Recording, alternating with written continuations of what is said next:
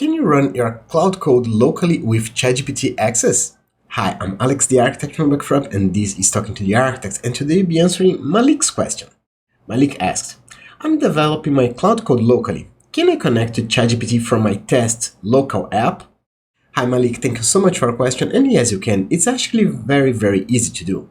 All you have to do is to install your OpenAI NPM module locally, and then you will be able to instantiate and run it from your local cloud code and even from other applications running locally.